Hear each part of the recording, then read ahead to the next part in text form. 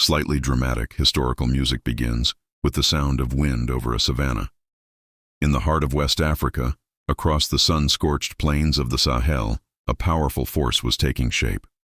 This is the story of the Mossi kingdoms, a civilization that not only survived but thrived, carving out an empire in what we now know as Burkina Faso.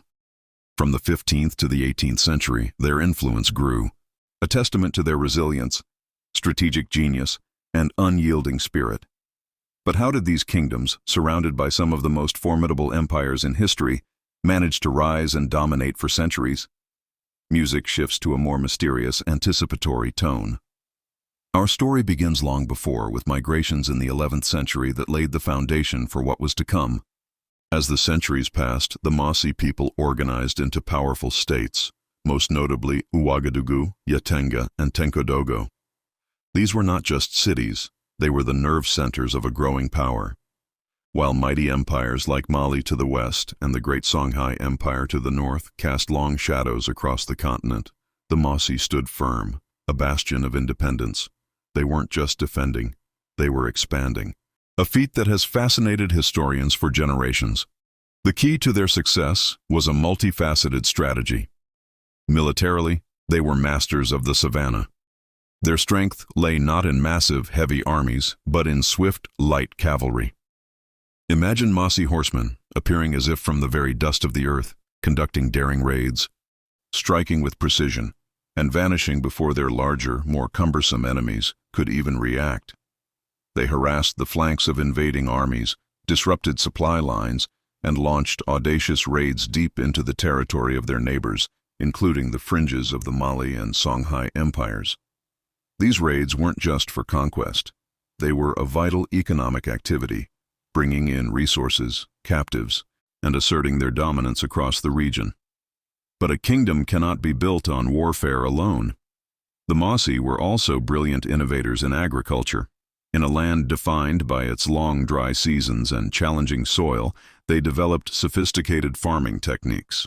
They cultivated resilient crops like millet and sorghum, staples that could withstand the harsh climate.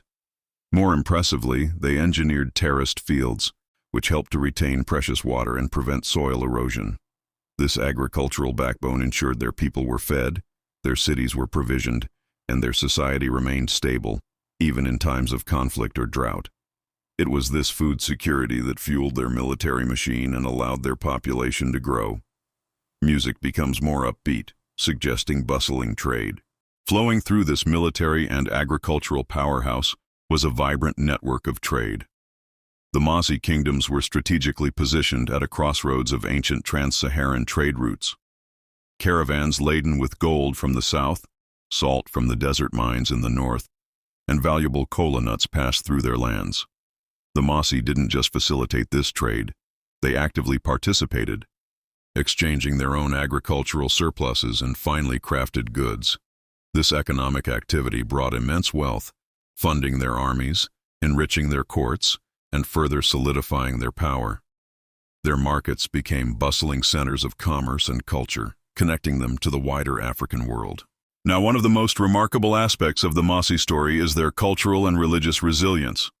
As the wave of Islam spread across West Africa, many kingdoms converted, either by choice or by force.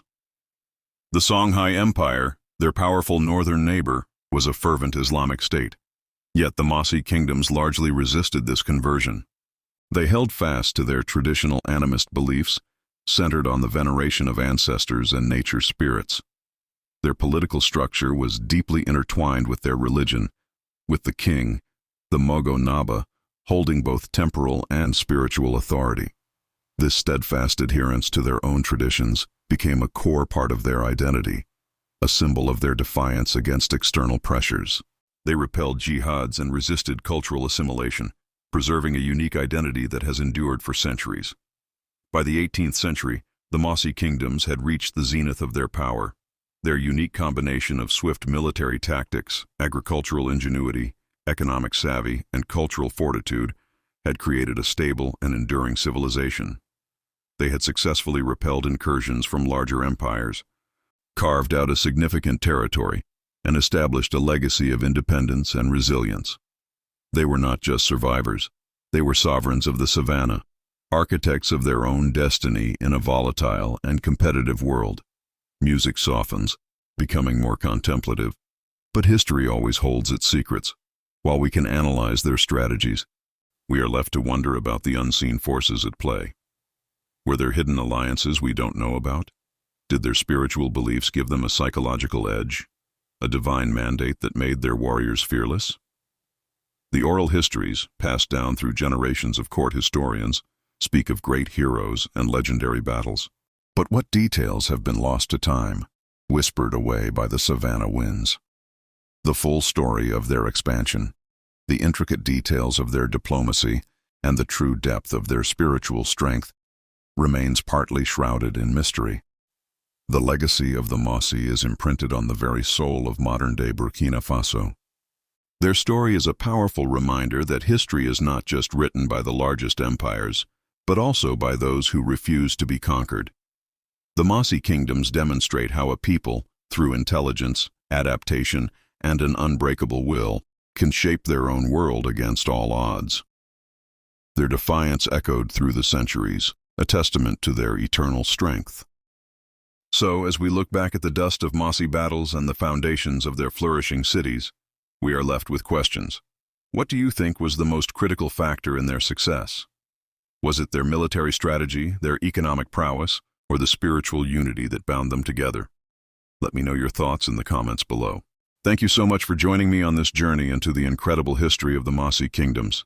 If you enjoyed this video and want to explore more fascinating stories from our shared past, please hit that like button, subscribe to the channel, and turn on notifications so you don't miss our next adventure. We'll see you in the next one.